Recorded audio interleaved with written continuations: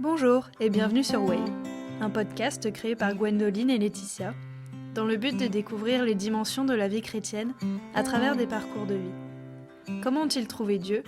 Comment appréhendent-ils le monde aujourd'hui ? Comment la Bible guide-t-elle leur vie au quotidien ? C'est tout le but de ce podcast. Ça y est, c'est le retour. Après un petit peu de repos et juste de questionnement, nous revoilà aujourd'hui avec Juliane qui est venue nous parler de son histoire, de son parcours en tant que chrétienne, de jeune chrétienne, puisqu'elle s'est fait baptiser il y a 6-7 mois voilà, maintenant.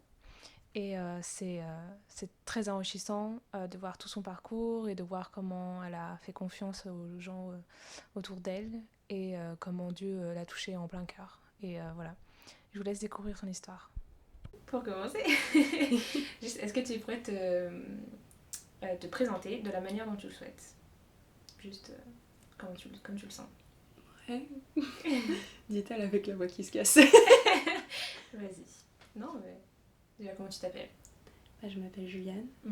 Juliane Sarah Macaron. Oh. Wow. J'ai 22 ans. J'ai 6-7 mois en Christ.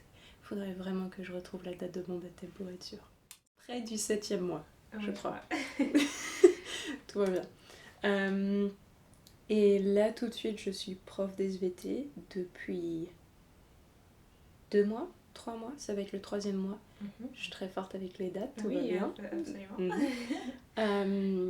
Et je suis à Lyon, dans l'église de Lyon. Ouais. Et voilà.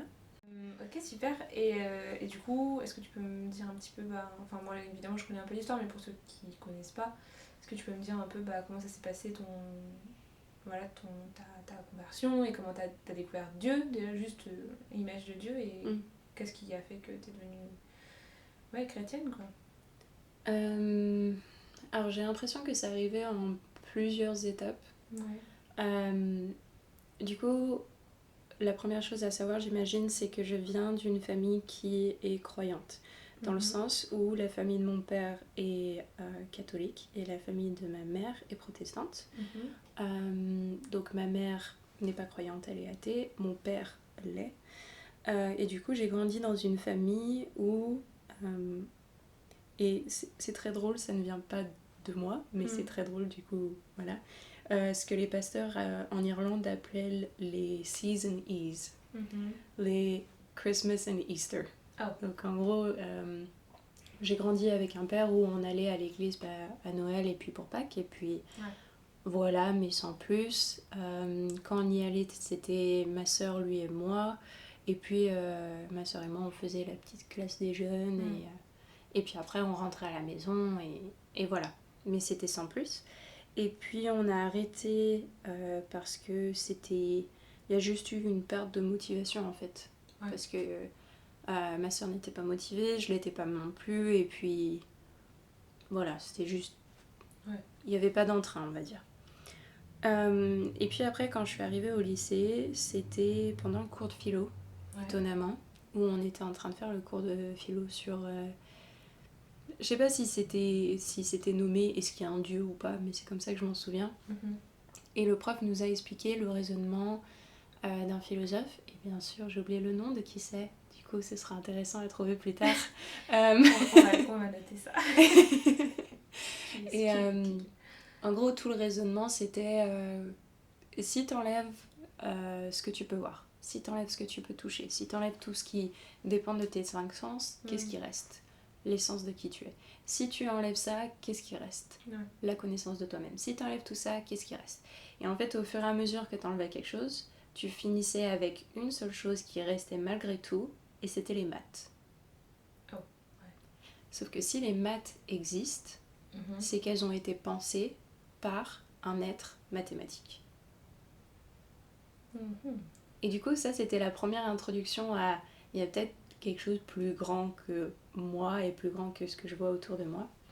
Et du coup, à ce moment-là, j'étais en terminale S spé-mat, donc c'était un petit peu le CQFD qu'il me fallait, quoi.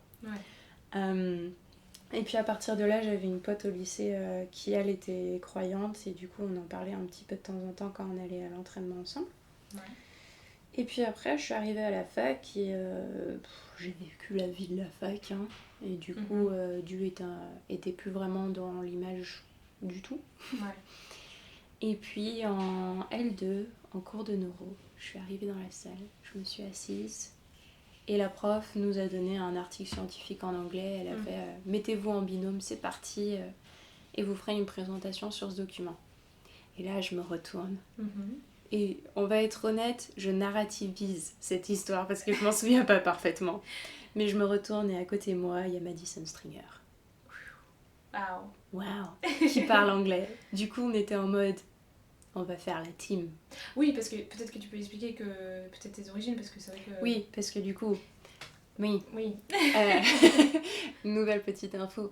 Du coup, je suis française de diplôme, de naissance.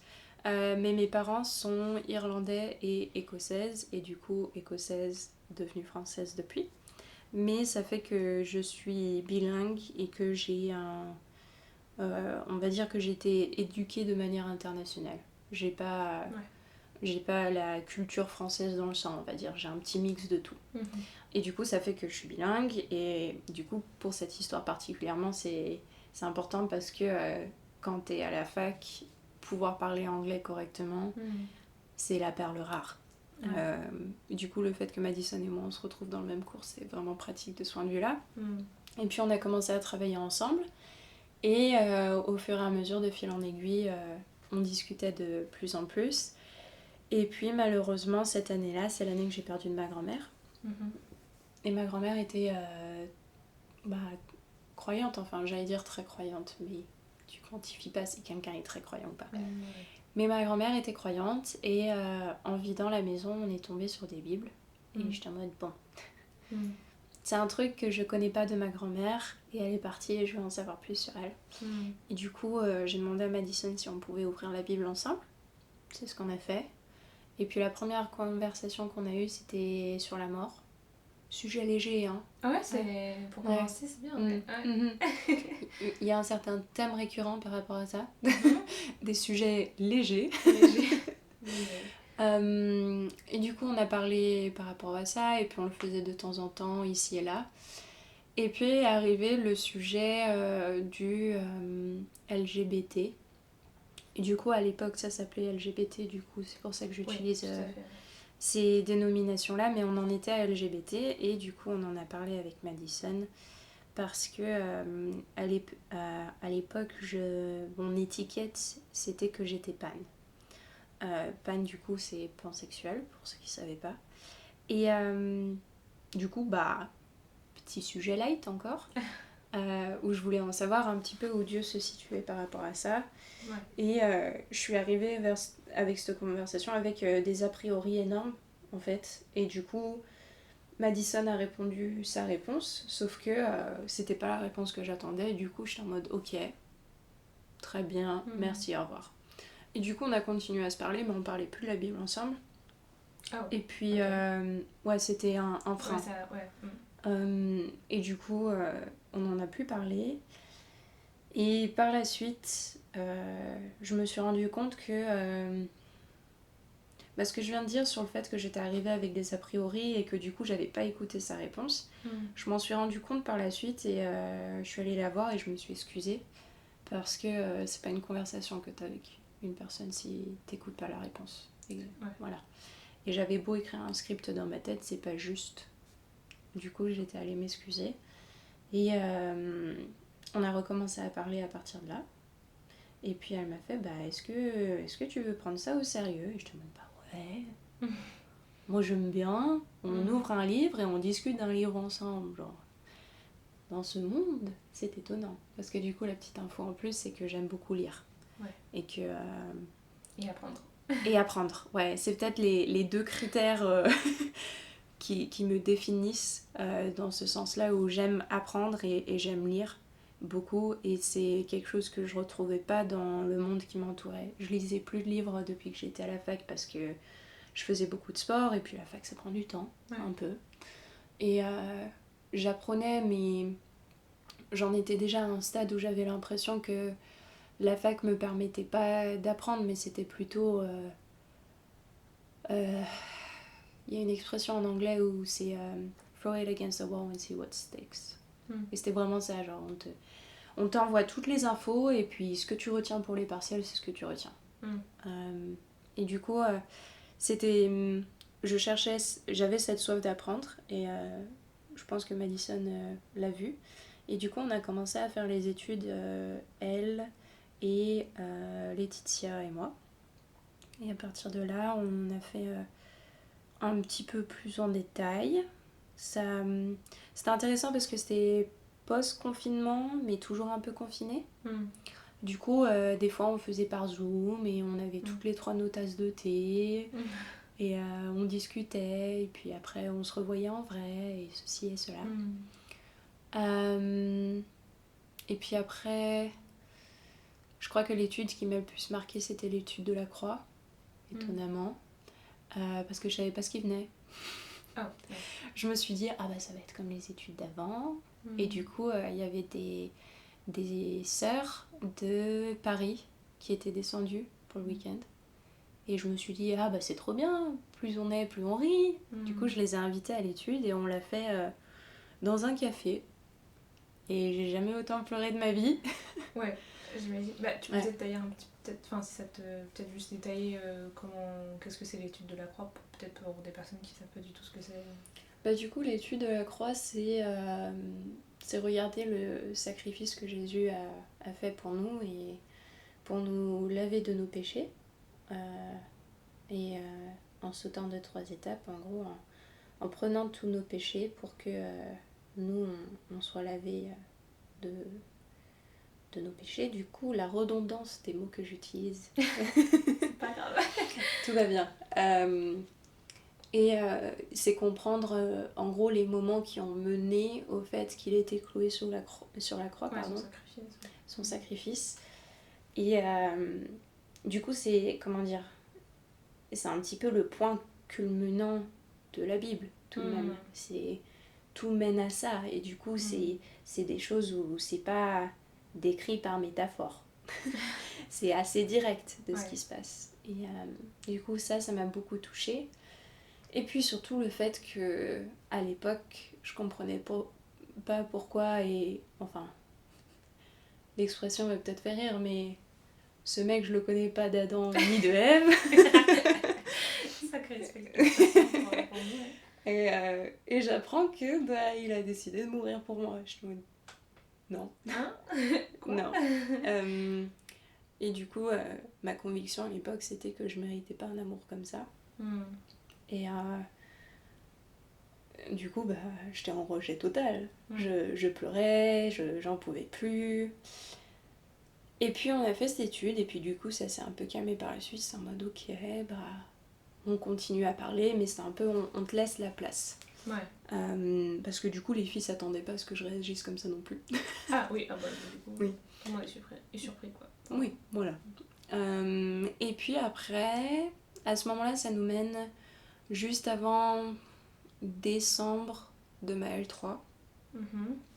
Et décembre de ma L3, c'est quand j'ai fait grosse phase dépressive, plus un burn-out, qui sont... Enfin, c'est moi qui le dis, c'est pas j'ai vu quelqu'un à l'époque et on a mis ces mots là-dessus. Mais voilà, comme ça je le ressens, comment je le vois. Et c'est un moment très compliqué parce que du coup, en fait, c'était dans les partiels et je voyais pas le but de pourquoi je me levais le matin. Et je me souviens qu'à ce moment-là, on avait commencé à faire la transition où je faisais les études avec Fabienne plutôt qu'avec Lette. Et elle m'avait dit, enfin, est-ce que tu veux qu'on arrête, quoi? Est-ce que t'as besoin d'espace pour travailler sur toi, pour voir où t'en es?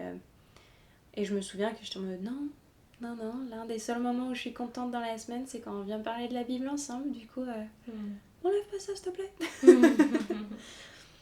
Et donc, à partir de là, elle m'a dit, ok, très bien, qu'est-ce que tu veux étudier? Et j'étais en mode, je sais pas, je pense que Jésus, c'est un petit peu trop pour moi, là, tout de suite. Est-ce qu'on peut peut-être regarder l'Ancien Testament? Elle était en mode, ok. Est-ce qu'il y a un livre que t'as en tête? Et j'étais en mode, non, je connais pas la Bible. Enfin, genre, Ouais, non, je sais même pas quels sont les livres de l'Ancien Testament. Et t'es en mode, ok, bah comme tu veux. Et du coup, j'ai juste ouvert ma Bible et c'est tombé sur la première page de Juge. Du coup, je lui fais, bah, on peut faire ça si tu veux. Partons sur ça. Partons sur ça. Et du coup, on a étudié presque tout le livre de Juge. On a peut-être laissé les 2 derniers chapitres. Ouais. Mais en gros, on a passé 2 mois, tous les jeudis, à se retrouver autour de Bagel avec Madison et Fabienne et à parler de comment Dieu agissait à travers des personnes qui lui faisaient pas confiance ou des personnes qui étaient brisées, des personnes qui n'avaient pas confiance en elles et qui, quand même, à la fin, bah, il y avait le plan de Dieu et voilà quoi. Et étonnamment, pour quelqu'un qui se sentait brisé et qui savait pas où elle allait à l'époque, ça s'est bien marché. Ah ouais? Ouais, ça a touché une petite corde. Voilà. Et du coup, ça m'a aidé à aller beaucoup mieux mentalement. J'ai commencé à avoir une psy à l'époque aussi, et du coup, je faisais les deux en parallèle et ça m'a beaucoup aidé. Ouais. Et du coup, j'ai fini par avoir mon année, ce qui était. Mais oui! Ouais. Je me rappelle bien. C'était de longue haleine, mais on y est arrivé. Et du coup, j'ai continué à faire des études, et puis on a doucement commencé à revenir vers Jésus. Et entre-temps, Gwen était venue commencer à faire les études. Bah, du coup, toi, pardon. Oui, moi. C'est moi. La seconde voix est Gwen. Commençait à faire les études parce que Madison était partie au Canada à ce moment-là. Et donc, j'avais commencé à travailler à Decathlon. Et du coup, on en est arrivé au point où c'est... Juliane, tu fais quoi là genre On fait quoi? c'est cool les études, mais ça nous mène où? Et du coup, on a repris l'étude du baptême. Et puis, je crois qu'une semaine ou 2 après, je me suis fait baptiser du coup le 5 juin. Ouais. Tu m'as dit? Ouais, c'est ça. Ouais, Oui, parce que c'était le jour de mon déménagement, donc je me rappelle bien. Donc le 5 juin. Ouais. Et c'était chaotique, mais dans la meilleure des manières possibles. Ouais. Genre, on est arrivé, on n'avait pas vraiment préparé le truc. Voilà, j'arrivais du taf. Limite, je suis arrivée, j'étais en mode, les gars, vous savez pas ce qui s'est passé à la caisse aujourd'hui. Et puis Fabienne devait être en mode, Juliane, pas tout de suite. Viens, on va parler. faut qu'on se concentre là. Ouais. Et j'ai ma soeur qui est venue au baptême, j'ai ma meilleure amie qui est venue au baptême, j'ai ma mère qui a suivi sur Zoom. Oui. J'avais tous les stringers qui étaient sur Zoom, Ouais. un par écran différent. C'était trop drôle. Et encore une fois, l'un des jours où j'ai le plus pleuré de ma vie. Je me suis rendu compte récemment à travers 2-3 baptêmes qu'on a eu là qu'en fait je me souviens de rien. Ouais. Voilà, parce que je passais tellement de temps à pleurer que tout ce que je me souviens c'est les fameuses questions et puis aller dans l'eau, et puis l'eau elle était pas froide. Du coup j'étais contente. C'est agréable. Et puis après sortir de l'eau et tout ce que j'entends c'est Fabienne qui crie c'est une fille. Ouais. Et puis après j'étais baptisée. Ouais. Et de fil en aiguille nous voilà aujourd'hui. Ouais. Sacrée histoire. Hein. Ouais. Ouais. C'est un parcours assez... C'est un parcours quoi. Hein. Ça va peut-être être un mot qui va revenir plusieurs fois, mais j'aime bien chaotique. Ouais. Chaotic. Yeah. Yeah. En anglais il sonne différemment je trouve. Enfin, chaotic et genre en français chaotique. Ouais. C'est encore un peu différent. Neutral, chaotic. It's not especially good, Ouais. nor evil, just chaotic. Voilà. Oui, c'est ça. Non, c'est ce qui est bien. Et moi, je me rappelle un petit peu qu'on avait, avant que tu décides, enfin que tu prennes ta décision pour le baptême, tout ça, je me rappelle qu'on avait brièvement parlé du coup de la communauté LGBTQ1+. Donc là, je me permets du coup de dire LGBTQ1+, puisque c'est à peu près comme ça qu'on dénomme, enfin on le dit souvent, mais voilà. Mais je me rappelle qu'on en avait un petit peu discuté, notamment avec... il y avait une auteure qui en avait parlé. Enfin, oui. On allait chercher des ressources, on avait essayé d'en parler. Ouais. Ouais. C'était quelque chose qui était assez dur. Parce que, du coup, j'ai dit que quand j'ai rencontré Madison et qu'on avait commencé à en parler, je me considérais comme panne à l'époque. Et ça vient de, bien sûr, tout un processus avant où je crois que c'est à mes 12 ans que j'ai fait mon coming out à mes parents en disant que j'étais bi. Et puis je l'ai dit à mes potes et puis j'ai complètement oublié. Genre j'ai fait reset, on oublie. Ouais. Et après, du coup, j'ai continué à grandir comme si j'étais hétéro. Ouais. Et puis arrivée au lycée, j'étais à l'internat avec un groupe de filles les plus ouvertes d'esprit que je pouvais rencontrer à l'époque, quoi. Et c'était trop bien, on était 12 et... 12. Et au début, oui, on était 12 en seconde, et puis après, au fil des années, on était un nombre en S, un nombre en ES, bref. Mais on était 12 sur 4 chambres, et on était tout le temps ensemble, quoi. Et puis on est arrivé, et la première semaine, tout le monde était hétéro. Et au fur et à mesure de se connaître, et puis de parler entre nous, et enfin avoir quelqu'un en face de nous qui nous écoute et se sentir à l'aise avec un groupe de gens et la vie qu'on vivait là-bas, on a fini. Alors, si je me souviens bien, il y en avait 2 qui étaient gays, 5 qui étaient bi, 3 qui se cherchaient. En terminale, c'était du n'importe quoi. Hein. Mais ça venait du fait qu'on se sentait écouté et qu'on pouvait en parler. C'est ça. Et du coup, c'est à travers ça que je me suis redécouverte de ce point de vue-là. Et je dis redécouverte, mais à l'époque, c'était une découverte. Je me souvenais pas que j'avais fait mon coming out quand j'avais 12 ans. Et du coup, je l'ai refait à mes potes du collège, du coup, qui ne comprenaient pas pourquoi je leur redisais, parce que je leur avais déjà dit. Et je l'ai refait à mes parents qui ne comprenaient pas pourquoi je leur redisais, parce que je leur avais déjà dit. Exactement. Et à l'époque, je comprenais pas pourquoi j'avais effacé dans ma tête un truc aussi important de ma vie. Je me disais, enfin, quand même, d'où ça sort. Et du coup, j'ai commencé à m'assumer de plus en plus de ce point de vue-là, sans que ce soit à sortir avec plein de gens, à coucher à droite et à gauche, pas du tout, mais c'était juste, voilà une étiquette que je me donne et qui me correspond. Et du coup, arrivée à la fac, en L2 spécifiquement, j'ai commencé à me poser des questions.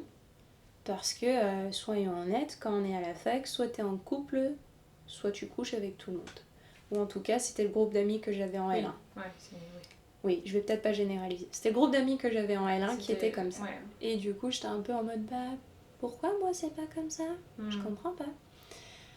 Et j'ai fait un travail un peu mathématique, de réflexion de moi-même. Et j'étais en mode, je sais que ça a toujours été un peu compliqué de mon côté de m'ouvrir émotionnellement avec les gens de ce point de vue-là. J'ai jamais été à l'aise.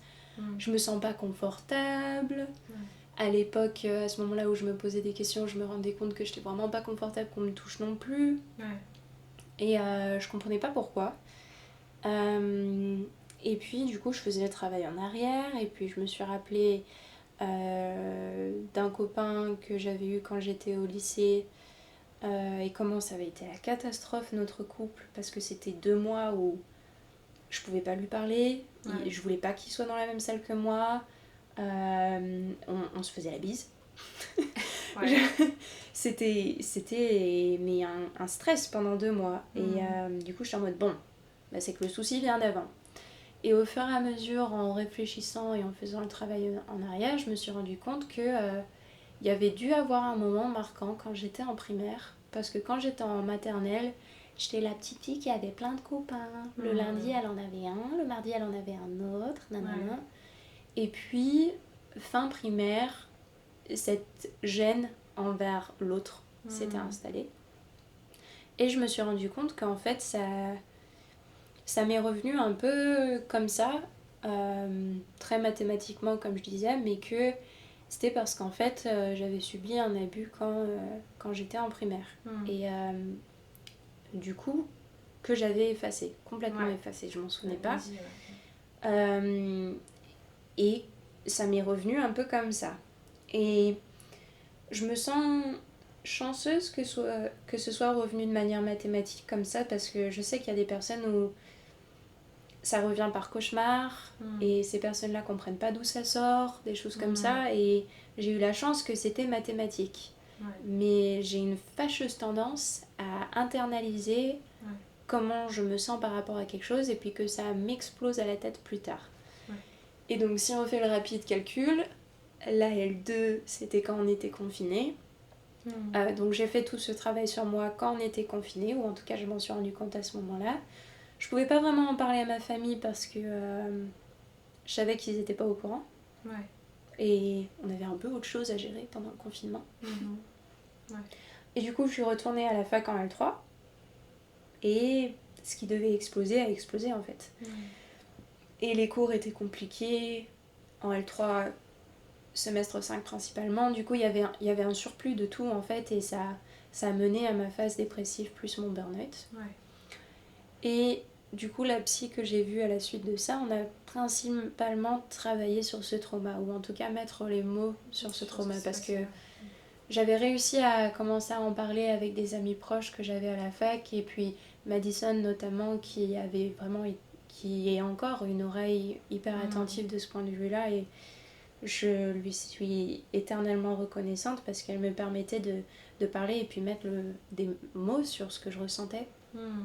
Et du coup, c'est venu un petit peu main dans la main avec les études qu'on faisait. Non, pardon, je m'avance un peu trop. Donc je faisais le travail avec la psy, et au fur et à mesure de faire le travail avec la psy, je me rendais compte qu'en fait, ma définition de l'amour était plus une définition de reconnaissance d'intelligence. Ce que je considérais comme de l'amour, c'était moi qui voyais quelqu'un que je considérais comme un égal mentalement, et j'oubliais complètement toute la partie physique. Voilà, et quand je dis physique, dans le sens de si c'est une fille, si c'est un garçon, le genre, tout ça. En fait, je mettais tout ça complètement de côté, et puis je voyais l'esprit de la personne, et c'était ça que je considérais qui était important.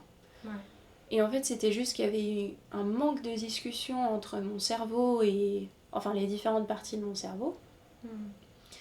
Et du coup, on en est arrivé plus tard, quand j'avais fini le travail avec la psy, ou en tout cas le gros du travail, parce que c'est un travail continu, bien sûr. On en est arrivé à avoir cette conversation LGBT dans la Bible, voilà quoi. Et je me suis rendu compte que, avec un peu de chance déjà, c'était pas un souci que j'avais. En tout cas, plus maintenant. Parce que je commençais à me rendre compte qu'en fait, j'étais peut-être pas panne, j'étais peut-être hétéro, et que je me le cachais. Ce qui est une conversation que j'ai eue avec mes potes du collège par la suite, et c'était très intéressant parce que je faisais un coming out à l'inverse en fait. En fait, non. En fait, c'est pas ça. Du coup, c'était très intéressant comme conversation, mais c'était aussi très dur à entendre parce que c'était une identité que je m'étais donnée depuis bien 8-9 ans à l'époque. C'était une définition de qui j'étais, comment j'aimais les gens autour de moi, comment je jugeais pas les gens, comment je prenais pas compte de leur apparence physique, tout ça, ça dérivait de ça. Et c'était dur d'entendre que du coup c'était quelque chose que non, en fait, c'est pas comme ça que Dieu le voit. Et je vais pas faire semblant que j'ai toutes les réponses par rapport à ça, je les ai pas. J'ai des moments où je doute encore profondément, j'ai des moments où je comprends pas, où j'ai la haine. Mais c'est une haine non dirigée, c'est une incompréhension non dirigée. C'est juste, je pense, des répercussions de questions auxquelles j'ai pas répondu et peut-être que j'y répondrai jamais et c'est pas grave. Mais en tout cas c'était l'une des conversations qui était dure à avoir et je pense que c'est une des conversations qui n'est pas finie de ce point de vue-là. Ouais. Ouais. Oui, non, mais oui. Et je me rappelle bien que avec Fabienne, du moins, on était un peu est-ce que tu as assez de... Enfin, en fait, on a l'impression que tu avais assez de réponses, même si tu n'as pas de réponse à cette question. Tu savais que t'en savais assez pour savoir que tu avais envie de... Oui, exactement. C'est un point que j'ai pas touché. C'est vrai, c'est que malgré toutes les questions que j'avais, il y avait des vérités qui s'étaient installées. C'était des vérités qui n'étaient pas miennes. Dans le sens où c'était des vérités que... C'est pas un jour je me suis levée et je me suis dit « Ah oui, Dieu existe ». C'est quelque chose qui est arrivé doucement dans le temps et puis c'était juste une évidence. Où je me levais le matin et puis en fait le soleil c'était Dieu qui l'avait fait. Et oui, on en était arrivé au point où en fait je pense que je me cachais derrière ces questions parce que j'avais peur de faire le saut en fait. J'avais peur de m'avouer principalement que quelqu'un m'aimait autant que ça. Pour en revenir à ce que je disais du sacrifice de Jésus avant, je voulais pas m'avouer qu'il y avait quelqu'un qui pouvait m'aimer autant que ça. Je considérais toujours pas à l'époque que j'étais méritante d'amour. Et puis ça, enfin, on y travaille, hein, mais... On y travaille tous les jours. On y travaille toujours. Mais du coup, je me cachais derrière ces questions-là que j'avais par rapport à la communauté, mais aussi d'autres questions triviales comparées à celle-là. Et c'est vrai que le moment décisif, ou le moment en tout cas qui a été décisif, c'était quand en gros vous m'avez montré ma liste de priorités. Vous étiez en mode bon bah si on la repensait, les priorités c'était les questions que tu te poses ou c'est la vérité que Dieu t'aime. C'est tu veux te focaliser sur quoi. Puis à partir de là ça a été assez rapide. Non, c'était quelque chose quand même. Même si au final il y avait pas Madison ni Laetitia le jour de ton baptême, ce qui est très drôle alors que... ce qui est vraiment drôle. Alors que, et moi en mode bonjour, je suis arrivée à la fin. Bah je suis là. Tout va bien. Et c'était surtout la première personne que je baptisais en quelque sorte. Donc c'était comment pour toi? Bah c'était très émouvant. Ouais. Forcément c'est très émouvant parce que du coup tu te dis waouh, ouais ça a avancé quoi. Donc ouais non c'était bien. Ouais bah du coup merci pour d'avoir tout retracé en fait ton chemin qui vient juste de commencer en fait. Bah merci de m'avoir permis d'avoir tracé ce chemin. Oui en soi c'est ça qui est bien en fait, c'est qu'on est accompagné. C'est ce qui est le plus important je pense. Enfin je me vois pas, enfin je me serais jamais vue, je sais pas si t'as dit, enfin ouais je me serais jamais vue ouvrir ma Bible toute seule et me dire bah c'est bon hop, je me fais baptiser toute seule. Enfin, c'est un truc qui se fait pas. Oui non, de toute façon l'église c'est pas, comment dire, Dieu veut que l'on vive en communauté.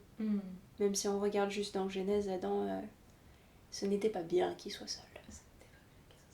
Ce n'était pas bien qu'il soit seul. Je crois comment il dit, ce n'était pas bon. Ouais, ce n'était pas bon, c'est ça. Ce n'était pas bon, c'est pas bon. Oui. Ok, c'était bon. And he saw it was not so good. C'est ça. Et du coup, depuis le début, on est censé être en communauté. Et puis si tu regardes de manière générale, même les personnes qui n'ont pas de Dieu dans leur vie, l'humain est tel qu'il va se retrouver en groupe. Je crois qu'il y avait une expérience qui avait été faite où si tu mets plein d'êtres humains dans une salle toute noire, on se regroupe, on se retrouve. Malgré le fait qu'on se connaisse pas, qu'on soit dans le noir, on se retrouve. Bon, il y a peut-être un peu de peur là-dedans, hein, mais voilà. Mais on se retrouve. Et je pense que il y a une certaine facilité à lire la Bible. Je veux dire, il y a plein de sous-entendus qu'on peut trouver, de différentes lectures, de commentaires, de choses comme ça, mais il y a une certaine facilité à la Bible où je pense que s'il y a quelqu'un qui ouvre la Bible et qui se dit je veux comprendre, il y arrivera, il n'y a pas de souci. Mais tous les liens qui vont être formés autour de ça sont tellement puissants que j'espère que tout le monde l'expérimente ou le vit, c'est ça le mot, le vit à un moment où on rencontre des gens qui pensent pareil que nous. Genre on a le même objectif, on a déjà fait toutes les bases de est-ce qu'on a des choses en commun, est-ce qu'on se comprend. Ouais. Malgré la barrière des langues, des cultures, de comment on a été éduqués, je me retrouve dans une église où, bon, en soi, les gens, je les connais pas tant, hein. Je suis un peu un bébé Covid, du coup, je les vois pas souvent, mais je veux dire, on se fait des câlins. Déjà, alors qu'on est français, on se fait pas la bise, on se fait des câlins. Et ouvrir la Bible seule, je pense que c'est faisable. Mais il y a tellement à découvrir et à vivre, à ouvrir la Bible à plusieurs que je le recommande. Et puis de chercher les gens autour de nous, vraiment. Il y a chercher la main qui nous est tendue. Ouais, je pense que Dieu vraiment met des personnes autour de nous qui sont là et qui savent même pas des fois pourquoi elles sont. Enfin voilà, enfin, je pense que des fois c'est des choses vraiment. C'est des personnes qui ont toujours été là ou qui viennent juste d'arriver et qui sont là pour les bonnes raisons et qui nous permettent d'avancer, même si, tu vois, même pour ton étude sur la croix, enfin, ces sœurs de Paris, elles sont venues, elles t'ont vu qu'une fois, enfin, mais c'est ça. Mais elles ont été là, tu vois. Exactement. Puis d'un point de vue très terre à terre, qu'on soit honnête, Lette, elle savait pas quoi faire quand je me suis mise à pleurer. Ouais. Et c'est l'une des sœurs qui a su que j'avais besoin d'un câlin à ce moment-là. C'est l'autre qui a su qu'elle avait besoin de partager un petit peu son témoignage avec moi. Et le fait des différentes expériences passées de toutes, en fait, de toutes et de tous, pardon, on se retrouve tous autour de la table à pouvoir s'aider. Et il n'y a rien de plus beau. Amen. Non, mais c'est sûr. Écoute, merci. Évidemment, dans ce podcast, on a un peu là notre question de fin, notre question un peu de signature, que j'aime bien poser à tout le monde. Et du coup, la question c'est qu'est-ce que tu dirais à une personne qui ne connaît pas encore Dieu ? Il y avait quelque chose que j'avais lu quand j'étais en train de faire les études, qui était que Dieu, c'est le Dieu des coïncidences. Et c'est un truc où la plupart du temps, quand je le dis, les gens ils froncent les sourcils, genre qu'est-ce que tu racontes ? Dieu il a un plan, il n'y a pas de coïncidence. Mais à quelqu'un qui ne connaît pas Dieu, c'est tout est coïncidence. Du coup, je dirais d'aller chercher les coïncidences qui sont dans la vie. Parce que si ça arrive une fois, voilà. 2 fois, c'est une coïncidence. 3 fois, c'est qu'il y a un truc, hein. Du coup, je dirais de chercher les coïncidences répétitives. Peut-être. Et chercher des gens qui ont des explications à ces coïncidences répétitives. Parce que there's one of them that's gonna stick on the wall. La boucle est bouclée. Exactement. Ok, merci.